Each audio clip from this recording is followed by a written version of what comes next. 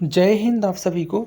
देखिए, SSC GD 2023 exam का 10 जनवरी का सेकंड शिफ्ट का एग्ज़ाम संपन्न हो चुका है। तो उसमें से जो भी क्वेश्चन आपके पूछे गए आज, उनको मैं 100% एक्यूरेट एनालिसिस के साथ यहाँ पे बताऊँगा।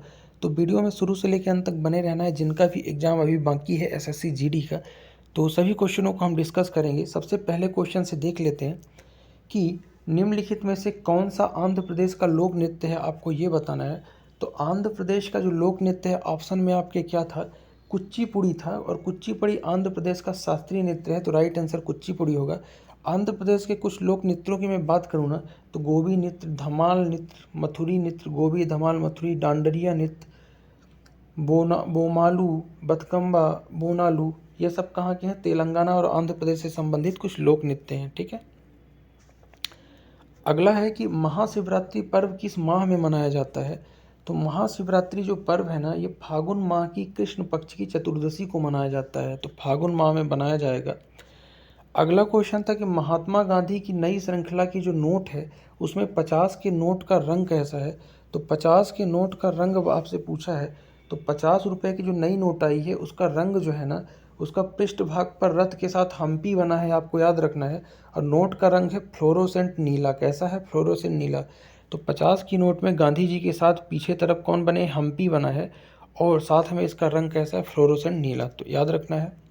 कुछ अन्य नोटों की मैं बात कर लेता हूँ, नई सीरीज की जो लॉन्च हुई हैं। कि 200 के नोट पे जिसका रंग है कैसा है, ब्राइट पीला है। कैसा है 200 रंग की नोट का, ब्राइट पीला।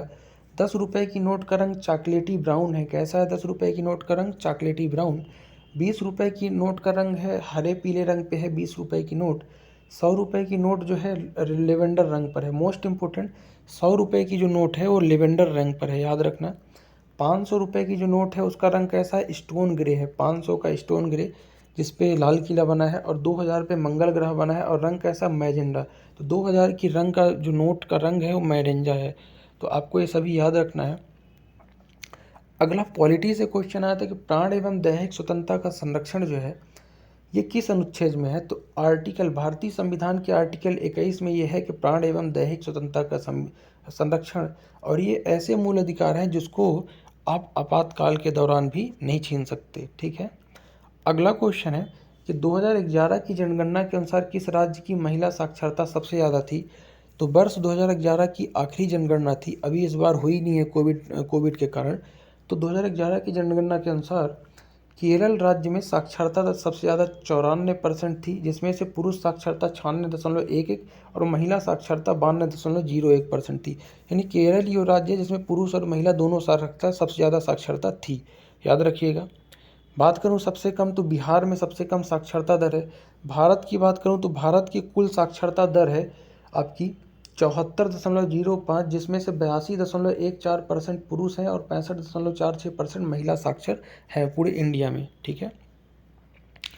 अगला क्वेश्चन जो आपका आया था उसको जल्दी से देख लेते हैं कि त्रिपुरा में राज्यसभा की एक सीट के लिए सितंबर 2022 में किसे कैंडिडेट बनाया गया। तो एक सीट जो राज्यसभा की थी त्रिपुरा में, उसमें बीजेपी के पूर्व मुख्यमंत्री बिप्लब कुमार देब को बना दिया गया है त्रिपुरा का राज्यसभा सांसद। ठीक है। अब कमेंट करके बताओ कि त्रिपुरा के इस समय मुख्यमंत्री कौन है। ठीक है। अगला क्वेश्चन है कि ओलंपिक में भारत की तरफ से पहला ध्वजवाहक कौन रहे हैं। यानी अब तक जब से ओलंपिक में भारत भाग ले रहा है, तो पहले ध्वजवाहक भारत की तरफ से कौन रहे हैं, आपको बताना है। तो मैं इतिहास की बात करूं तो भारत में सर्वप्रथम 1900 में एकमात्र खिलाड़ी जिसका नाम नामर्द पिजार्ड था, एंग्लो इंडियन था, इसने भाग लिया था। उसके बाद हुआ क्या, 1920 में ग्रीष्मकालीन ओलंपिक में भारत की एक पहली बार टीम गई। तो ओलंपिक की जब टीम गई 1920 में, तो उसी समय ध्वजवाहक भी गए। तो 1920 में ओलंपिक के जो पहले भारतीय ध्वजवाहक बने ना, तो वो बने थे पुरमा बनर्जी। तो इस क्वेश्चन का राइट आंसर होगा कि पुरमा बनर्जी जो है ना, पहले ध्वजवाहक हैं। अगला है कि बैडमिंटन में कितने अंक होते हैं, आपको ये बताना है। तो बैडमिंटन जो खेल होता है उसमें आपको पता होना चाहिए कि 21 अंक का 3 सेट होता है। आप लोगों ने पीवी सिंधु का देखा भी होगा खेल। तो 21 अंक का 3 सेट होता है, जिसमें से अगर कोई लगातार 21 अंक ला लिया तो तीसरा सेट होता ही नहीं है, उसको विजेता घोषित कर देता है। तो 3 में से 2 सेट अगर कोई भी जीत गया, वही आपका विजेता हो जाएगा। 3 गेम होंगे जिसमें 21 अंक के रहेंगे। अगला है कि सिविल सेवा में शामिल होने वाले पहले भारतीय कौन थे, आपको ये पूछा है।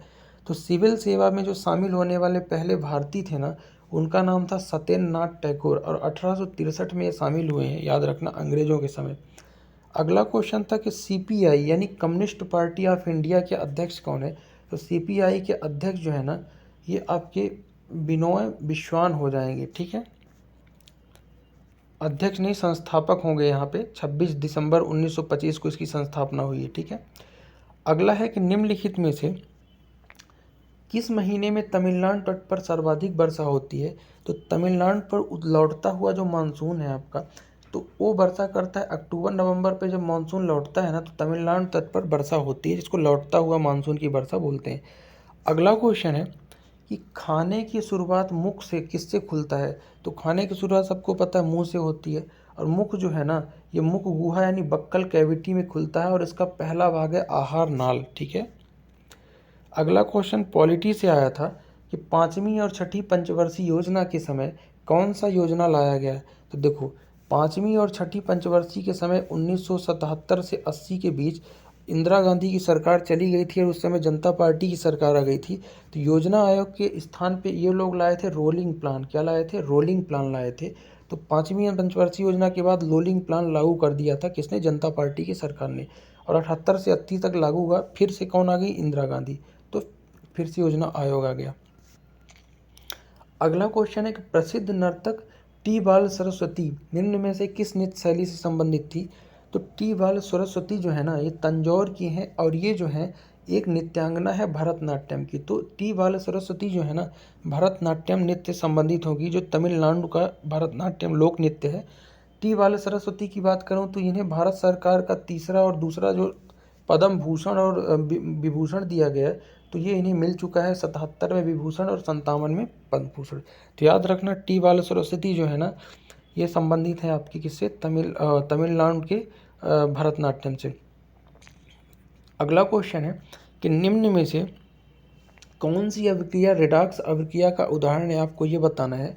तो यहाँ पे मेरे पास ऑप्शन तो नहीं है अभिक्रिया का, लेकिन रेडॉक्स अभिक्रिया को समझ लो।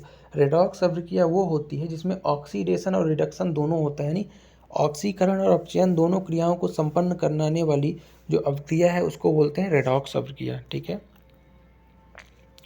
यहाँ पे कुछ हिंदी के क्वेश्चन भी हमको मिले हैं, जिसका जैसे पहला क्वेश्चन है, जिसका खंडन न किया जा सके वाक्यांश के लिए एक शब्द बताइए। तो जिसका खंडन न किया जा सके उसको बोलते हैं अखंडनीय। देखो यहाँ पे दो ऑप्शन थे, एक था अखंड और दूसरा था अखंडनीय।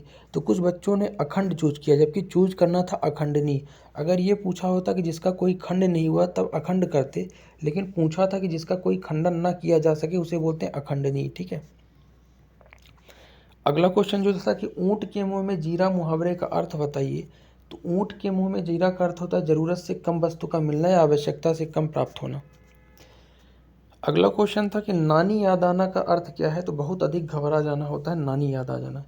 हिमालय का पर्यायवाची शब्द पूछा था, तो हिमालय के पर्यायवाची शब्द क्या होते हैं?